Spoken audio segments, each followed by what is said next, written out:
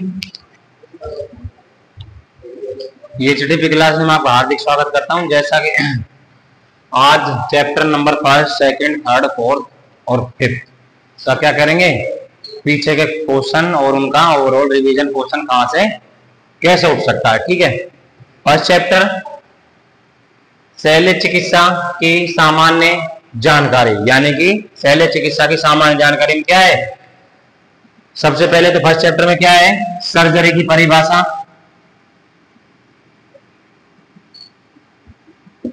क्या याद करनी है, सर्जरी की परिभाषा। सेकंड नंबर पर माइनर सर्जरी, थर्ड पर मेजर, ये तीन तो मोस्ट इंपोर्टेंट है। ठीक है, फिर आगे क्या करना है, 10 मैंने परिभाषा लिखवाई है। जैसे कॉस्मेटिक सर्जरी, पशु को सुंदर दिखाने के लिए जो सर्जरी की जाती है वो क्या कहते हैं, कॉस्मेटिक सर्जरी। दूसरा ऑर्थोपोडिक सर्जरी, यानी कि जोड़ों से संबंधित। और क्या लिखवाया है,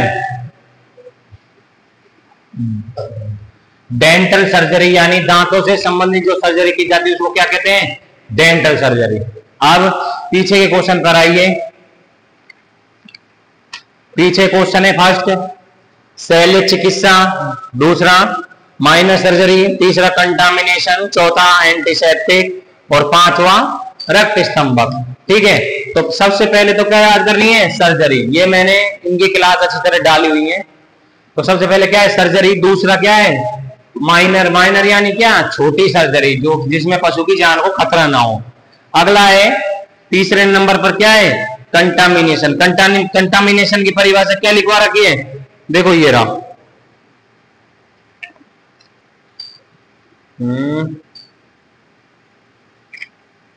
ये रहा, विशेषकर रोग उत्पन्न करने वाले जीवों का अथवा संक्रमण पदार्थ द्वारा दूषित अथवा प्रदूषित होने की क्रिया अथवा अवस्था, यानी कि कितनी अवस्थाओं में घाव है जो दूषित और प्रदूषित होता है।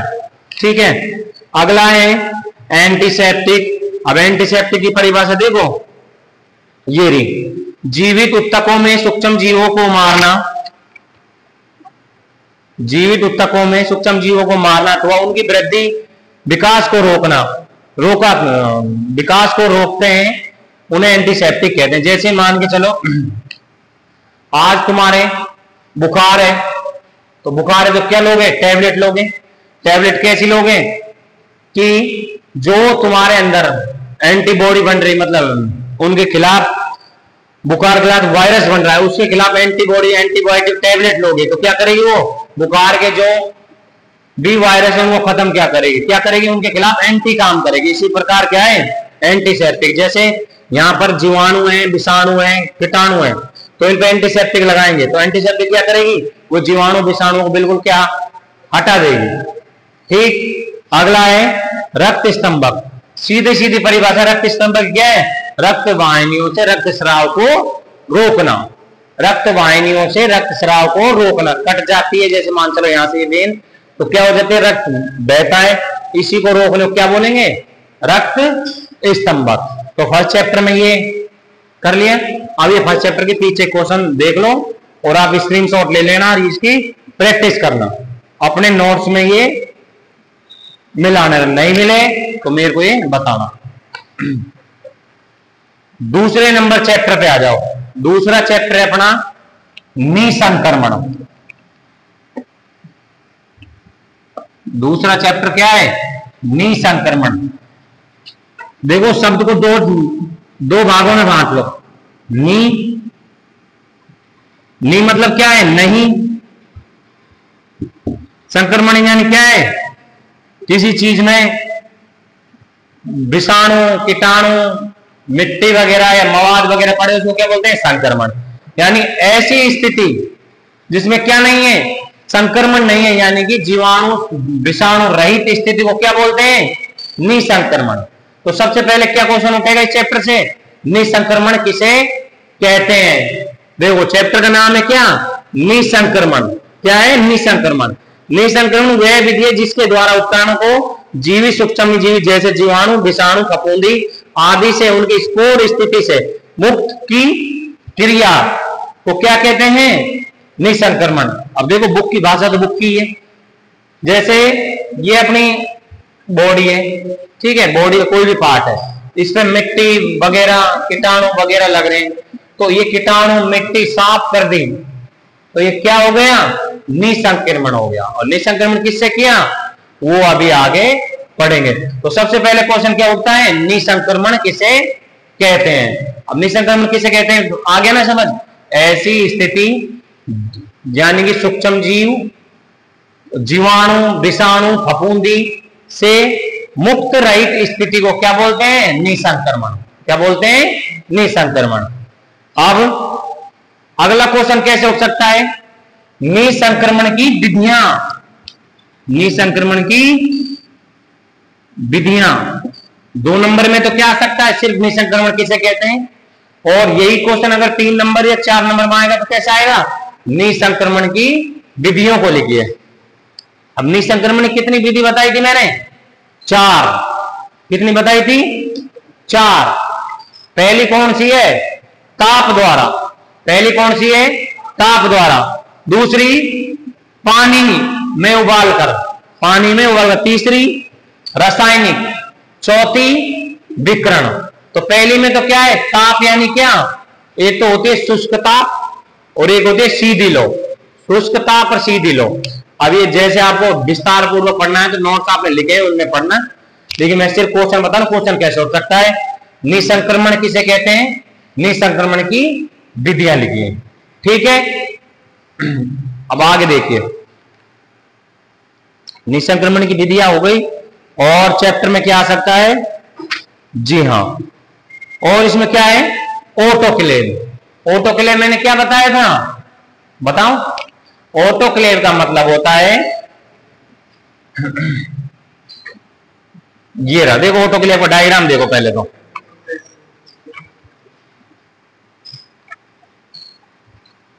ऑटोक्लेव का ये रहा, ऑटोक्लेव देखो ये रहा। ऑटोक्लेव क्या होता है? ये यानी कि एक कुकर की भांति होता है। सब्जी बनाते हो ना, ऐसा कुकर होता है जिसमें पानी भरते हैं और एक निश्चित समय के लिए रखा जाता है और उसमें निश्चित टाइम होता है। टाइम जिस टाइम पे निसंक्रमित कर दिया उसने तो सीटी आती है, सीटी आने के बाद में अपने उपकरण को निकाल लेंगे। तो ऑटोक्लेव में इसमें ऑटोक्लेव कितने प्रकार के होते हैं? ऑटोक्लेव कितने प्रकार के होते हैं? 2, हॉरिजॉन्टल और वर्टिकल। तो क्या है क्वेश्चन? ऑटोक्लेव कितने प्रकार के होते हैं? कितने प्रकार के होते हैं? 2 प्रकार के। अगला क्वेश्चन है, रेडिएशन से कौन कौन से उपकरण स्टेलाइज किए जाते हैं? क्या क्या बताया था? रेडिएशन से रबड़ की चीजें, देखो बुक में भी देखो, रेडिएशन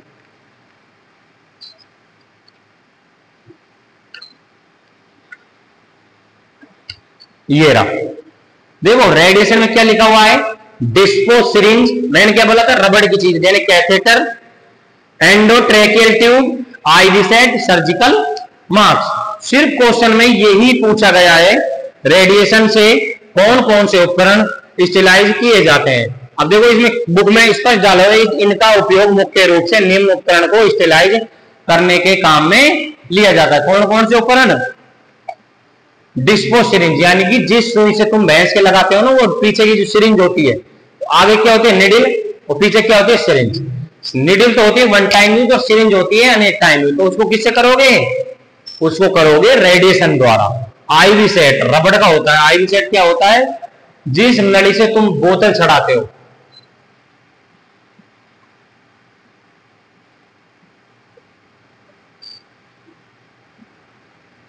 ये जो आईवी सेट होता है ऐसा, तो ये क्या है? IV set. इसको भी किससे करेंगे? रेडिएशन द्वारा। फिर क्या है? कैथेटर। कैथेटर का क्या है?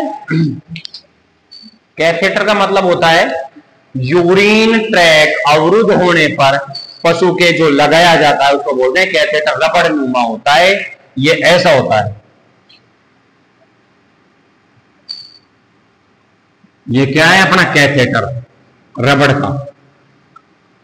आप देखो, तुमको एक बताऊंगा, तुम सीधा समझ जाओगे। कभी घर में कोई दादाजी बीमार हुए हो या फिर यूरिन संबंधी बीमारी हुई है, उसका पेशाब रुक जाता है, तो क्या लगाते हैं? कैथेटर लगाते हैं। आज ही कैथेटर सर्च करना गूगल पर, देखना ऐसे ही आएगा येलो कलर का। इसमें क्या होता है, यहां से तुम डिस्टिल वाटर इंजेक्ट कर दोगे और यहां पर ये अंदर गुब्बारा फूल जाएगा, फिर ये अंदर चला गया लेकिन ये बाहर नहीं आएगा। जब तक तुम इस पानी को इससे नहीं खींचोगे, इसमें पानी डाल सकते हो, इसमें वापस नहीं आ सकते, वापस सिर्फ खींचने पर आएगा। तो क्या है, जैसे मान के चलो ये अपना यूरिन ट्रैक है,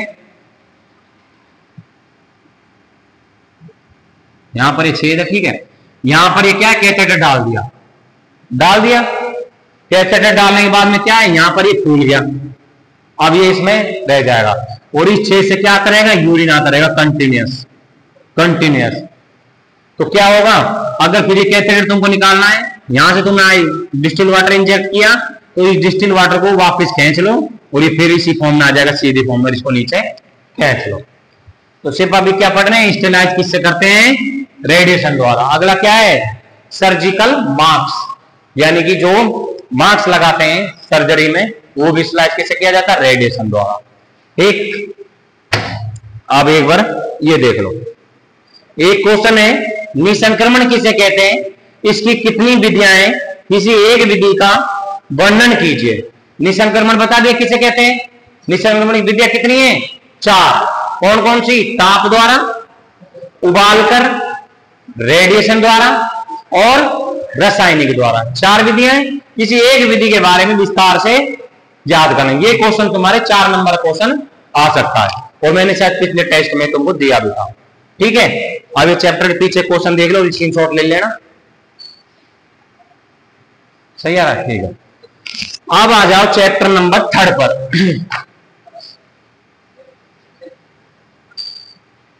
चैप्टर नंबर 3 पर अब जिन्होंने पिछली क्लास ली या ना ली, नोट्स बनाएंगे ठीक है, नहीं बनाए तो बना लेना देखा, लेकिन ये क्लास जिसने ले ली वो पूरा कंटेंट याद कर सकता है कि हमको आखिर में चैप्टर पढ़ना कहां से है। ठीक है, इसलिए मैं ये क्लास बना रहा हूं। तीसरा चैप्टर है अपना, तीसरा चैप्टर क्या है, एसेप्सिस एंड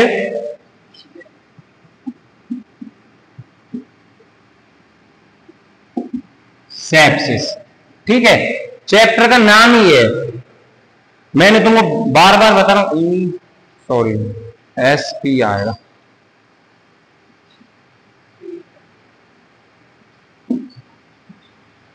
SP आएगा, SPEPSIS। ठीक है, ये है, ठीक है। अब सुनो, बार बार बता रहा हूं, फिर बता रहा हूं, चैप्टर जो है ना, उस चैप्टर की परिभाषा ही याद करो सबसे पहले।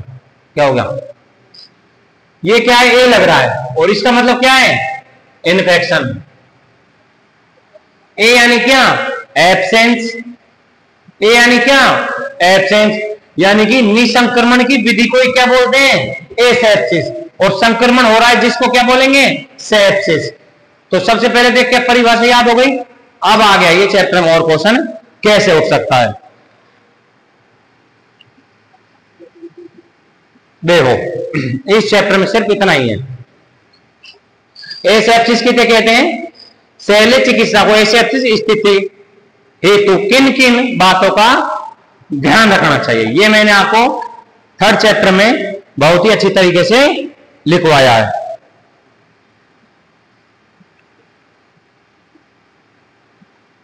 ये रहा, देखो एसेप्सिस मतलब क्या है, ऐसी घाव या फिर ऐसी सतह जिसपे कोई किसी प्रकार का इन्फेक्शन या फफूंदी विषाणु कोई भी नहीं है, यानी जीवाणु मुक्त स्थिति को क्या बोलेंगे, एसेप्सिस। और सेप्सिस यानी क्या, इन्फेक्शन जिसमें जीवाणु विषाणु कीटाणु सारी स्थितियों को क्या बोलेंगे, सेप्सिस। अब क्या है, एसेप्सिस स्थिति बनाने के लिए किन किन बातों का ध्यान रखें, सुनो। सबसे पहले क्या है, रोगी के जो जहां पर सर्जरी करनी है उसको 3-4 बार रगड़ कर धोएं, या घाव हो गया तो उसको क्या है, एंटीसेप्टिक से धोएं। उसमें 3-4 दिन तक क्या करें, ड्रेसिंग करें, एंटीबायोटिक इंजेक्शन लगा। देखो ये रहे पॉइंट,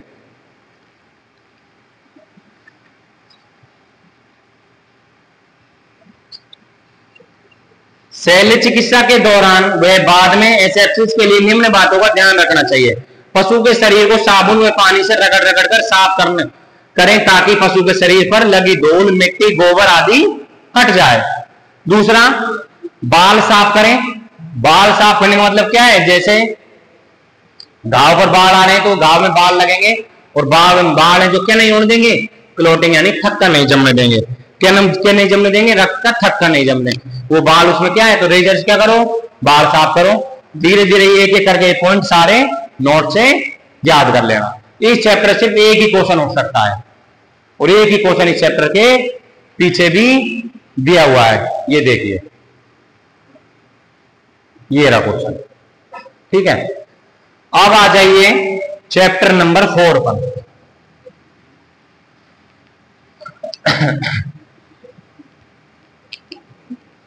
कमर चंद यार, पानी वाणी तो पिलवा दें, बोतल भर ले इतना।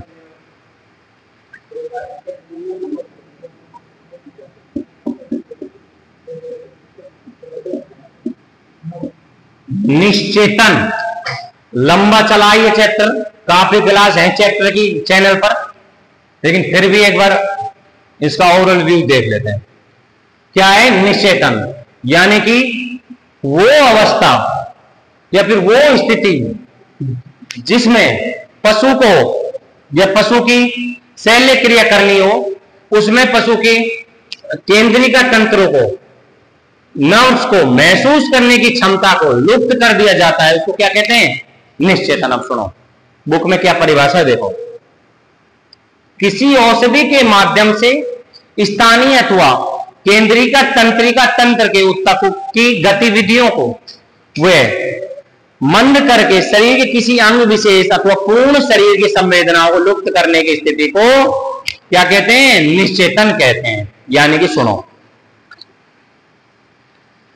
ये निश्चेतन क्या है? एनेस्थीसिया।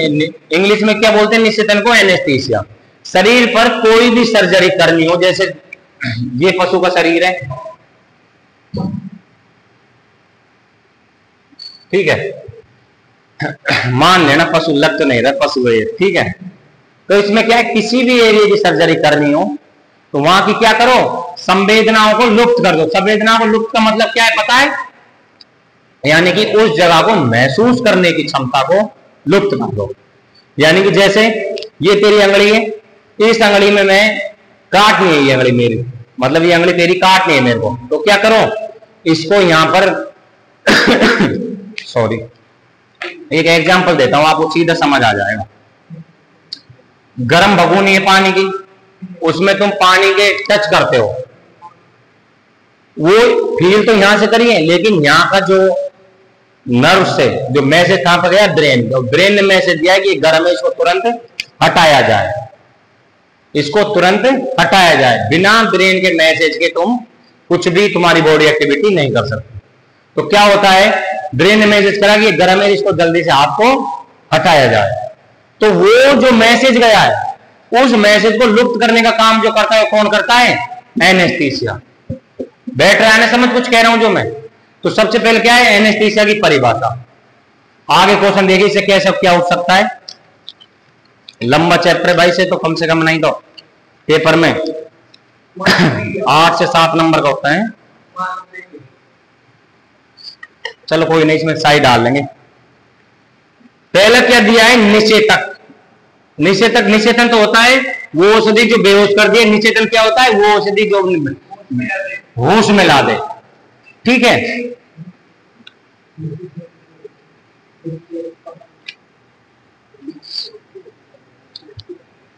अब इसमें क्वेश्चन है पहला है, निषेधन किसे कहते? निषेधन कितने प्रकार के होते हैं?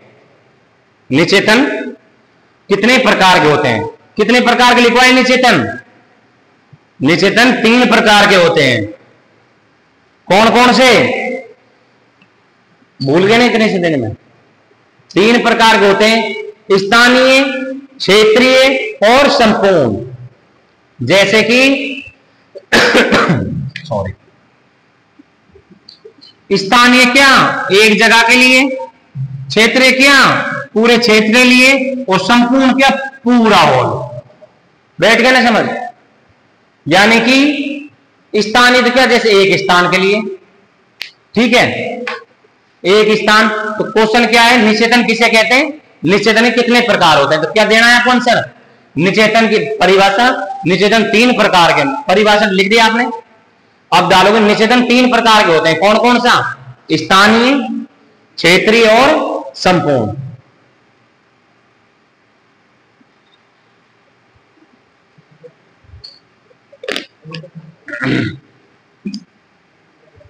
कौन कौन से, स्थानीय, क्षेत्रीय और संपूर्ण। इस चैप्टर का क्वेश्चन कैसे उठेगा, निश्चेतन किसे कहते हैं, निश्चेतन के प्रकार कितने होते हैं, ठीक है। एक क्वेश्चन कंप्लीट। अगला क्वेश्चन है,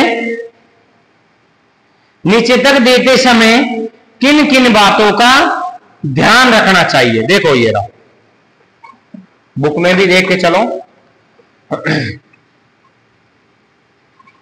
निश्चेतक दवा का चयन, निश्चेतक दवा का चयन, ठीक है। ये रहा, क्या है इसमें, वो दवा जो शीघ्र पशु को आवश्यकता अनुसार निश्चेतन अवस्था में पहुंचा दे, आसानी से बिना देरी के रिकवरी कर दे। अगला पॉइंट है, पशु के शरीर पर विशेष असर ऑपरेशन के दौरान व बाद में नहीं रहे। ये क्या है, औषधि का चयन करेंगे, निश्चेतक औषधि का चयन, इनके आधार पर। अगला क्वेश्चन है, किन्हीं 4 स्थानीय औषधि संपूर्ण निश्चेतक व काम आने वाली पूर्ववर्ती निश्चेतक के काम आने वाली औषधि का काम लिखें, ठीक है। फिर है, एपिड्यूरल एनेस्थीसिया किसे कहते हैं, ये कितने प्रकार के होते हैं तथा इनका उपयोग किन किन परिस्थितियों में किया जाता है। एपिड्यूरल एनेस्थीसिया क्या था, जो एनेस्थीसिया एपिड्यूरल यानी कि लिखवाया था T3S3 में के बीच में लगा दी, यानी कि पशु के पुट्ठे पे लगाया जाता है। किन के लिए लगाया जाता है, सी सेक्शन के लिए, पशु का कष्टदायक प्रसव होता है तो उस प्रसव को लिगामेंट्स को लूज करने के लिए, और पशु के प्रोलैप्स की प्रॉब्लम को सॉल्व करने के लिए। लिख लिया, इतना ये कर लेना। निश्चेतक का चयन ये बता दिया, निश्चेतक के गुण है, गुणों का वर्णन करो ये बता दिया। अब आ जाओ सीधी सीधी परिभाषा इस चैप्टर से कैसे उठती है। पहला क्या है, निश्चेतक बता दिया। दूसरा है उत्थेनेशिया, यानी कि पशु की दर्द रहित मौत, यानी कि जैसे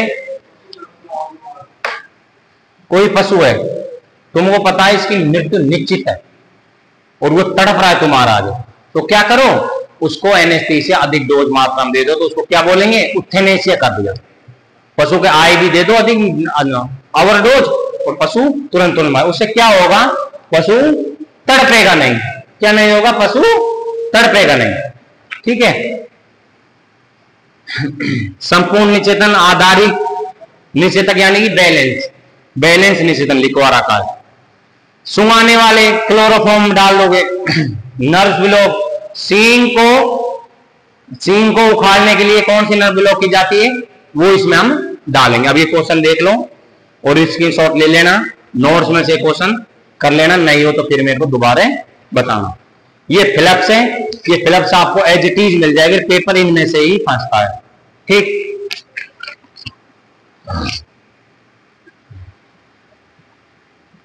हो गया। अब चैप्टर नंबर 5, इस चैप्टर पे थोड़ा ध्यान देना। इस चैप्टर में दोबारा भी किसी को दिक्कत आए तो बताना, ठीक है। ये चैप्टर सबसे इंपॉर्टेंट चैप्टर है, इससे क्वेश्चन 100% क्वेश्चन आता है हर बार, क्योंकि वेटनरी में क्या है, पेपर तो देते नहीं बच्चों को, वही पेपर मॉडल पेपर है जो रिपीट होकर आता है हमेशा। अगला चैप्टर नंबर 5 है, कौन सा है, चैप्टर नंबर 5 क्या है, घाव। घाव खुद में एक परिभाषा है, तो घाव की परिभाषा क्या है, शरीर का किसी भाग यानी कि त्वचा कट जाती है, त्वचा की निरंतरता भंग हो जाती है, कंटिन्यूटी टूट जाती है, तो उसको क्या बोलेंगे, घाव। जैसे अब यहां पर क्या, ये त्वचा जुड़ी हुई है, यहां पे ब्लेड से मैं काट देता हूं तो क्या हो गया, इसकी निरंतरता भंग हो जाती है, कट जाती है। तो कट जाना, निरंतरता भंग हो जाना, त्वचा की श्लेष्मा को चोट पहुंचना क्या कहलाता है, घाव कहलाता है। फिर क्वेश्चन आता है घाव किसे कहते हैं, घाव की परिभाषा देख ली। घाव कितने प्रकार के होते हैं, तो कितने प्रकार के होते हैं, घाव 2 प्रकार के होते हैं। कितने प्रकार के, 2। कौन कौन से, खुला और बंद। बंद घाव, खुले घाव को मैंने अब आजा, जैसे खुला घाव किसे कहते हैं, वो घाव जो डायरेक्ट हवा वातावरण के संपर्क में आता है उसको क्या कहते हैं, खुला घाव। खुले घाव कितने प्रकार होते हैं, खुले घाव के 15 प्रकार होते हैं। कितने, 15। ये रहे देखो, एक एक घाव के बारे में पिछली क्लासों में विस्तार पूर्वक मैंने पढ़ाया है, ठीक है। खुला, अब आ जाता है बंद घाव। बंद घाव कितने प्रकार का होता है, बंद घाव 2 प्रकार का होता है, हेमाटोमा और कॉन्ट्यूजन। हेमाटोमा और कॉन्ट्यूजन। कॉन्ट्यूजन का तो क्या है यानी कि भोटे औजार से चोट लगती है और त्वचा। पहली बात तो बंद घाव किसे कहते हैं, सौ। खुला घाव तो डायरेक्ट वातावरण के संपर्क में जो घाव है उसको क्या ना बोलेंगे, खुला घाव। बंद घाव उसको बोलेंगे अंदर की त्वचा या मांसपेशियों को क्षतिग्रस्त पहुंचा, यानी कि चोट पहुंची है, त्वचा की निरंतरता भंग नहीं है उसमें, उसको क्या बोलेंगे। जैसे नील पड़ जाना सबसे अच्छा एग्जाम्पल। नील पड़ जाता है तो क्या, अंदर ब्लड कोटेड हो जाता है, ऊपर की त्वचा बिल्कुल ऐसी की ऐसी रहती है, उसमें कोई दिक्कत नहीं, उसको क्या बोलेंगे, बंद घाव। हो रहा है कि तेरा, आ जा तेरा एग्जाम्पल। अरे आजा आजा, अब ये जीता ज्यादा एग्जाम्पल मिल रहा है, इससे अच्छी कोई चीज है क्या। हाँ,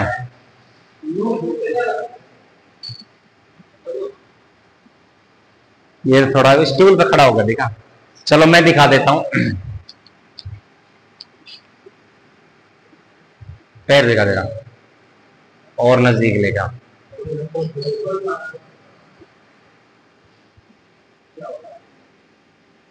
ठीक है, जैसे अब इसमें क्या है, लील पड़ी हुई है। क्या पड़ी हुई है, लील। क्या पड़ रही है, इसके लील पड़ रही है। लील क्या है, थक्का जमा हुआ है, ठीक है। तो ये क्या है, बंद घाव। अब आ जाते हैं पीछे, क्वेश्चन देख लेते हैं।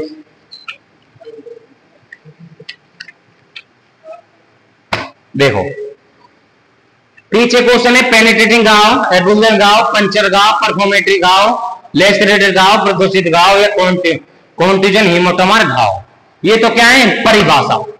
लॉन्ग क्वेश्चन देखिए, मैगट संक्रमित घाव का कारण व उपचार लिखिए। मैगट यानी क्या, कीड़े। मैगट यानी क्या, कीड़े। जो घाव जिसमें कीड़े पड़ जाते हो उसको क्या बोलते हैं, मैगट मुंड। तो मैगट मुंड किससे होता है, मक्खी के लार्वा। खुला मतलब घाव अगर तुम्हारा खुला रह गया हो, तो मक्खियां बैठ गए हो, कीड़े पड़ गया हो, तो उसको क्या बोलेंगे, मैगट मुंड। क्या बोलेंगे, मैगट मुंड। आगे क्वेश्चन में क्या पूछा है, कारण।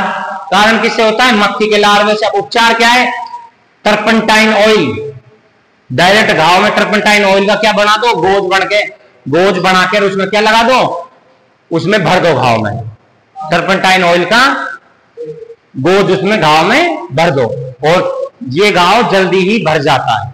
3 से मतलब 5 से 6 दिन इसकी ड्रेसिंग करो, घाव भर जाएगा। अगला क्वेश्चन है, लेसरेटेड घाव का कारण व उपचार लिखो। लेसरेटेड घाव कौन से हैं, बकरी के थन फटना, कटीले तारों द्वारा जो घाव होता है उसको क्या बोलते हैं, लेसरेटेड घाव, यानी बकरी के थन फटना। तो कैसे कटीले तारों से जो घाव होते हैं उनको क्या बोलते हैं, लेसरेटेड घाव। और इसमें क्या पूछा है, कारण, जैसे बकरी जंगल में चलने जाती है, थन फट जाना। उपचार क्या है, वही ड्रेसिंग करना और किनारों को जोड़ देना, इधर उधर किनारों को सूचर से या किसी से जोड़ देना। अगला क्वेश्चन है, घाव भरने में देरी के कारण हुए संक्षेप में वर्णन करो। ये क्वेश्चन आता है, घाव भरने में देरी क्या क्या कर सकता है, पशु की उम्र, पशु अगर संक्रमण, मिट्टी, घाव पर मक्खियां बैठ रही हैं, तो ये क्या है, घाव भरने में देरी हो सकती है। तो यानी कि 5 चैप्टर के क्वेश्चन देख लो, ये रहे।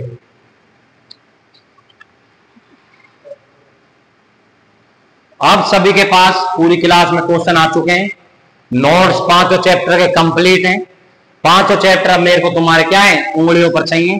5 चैप्टर का ओवरऑल रिवीजन दे दिया, ठीक है।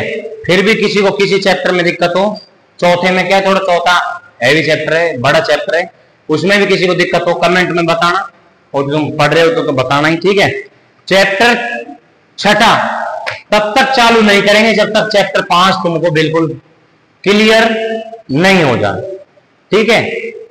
अब सबको आगे, आप किसी को भी कोई भी डाउट हो किसी भी चैप्टर में भी, तो ये माइक लेके बताओ तो क्लास में पता लगे हाँ आखिर में किसी कोई दिक्कत।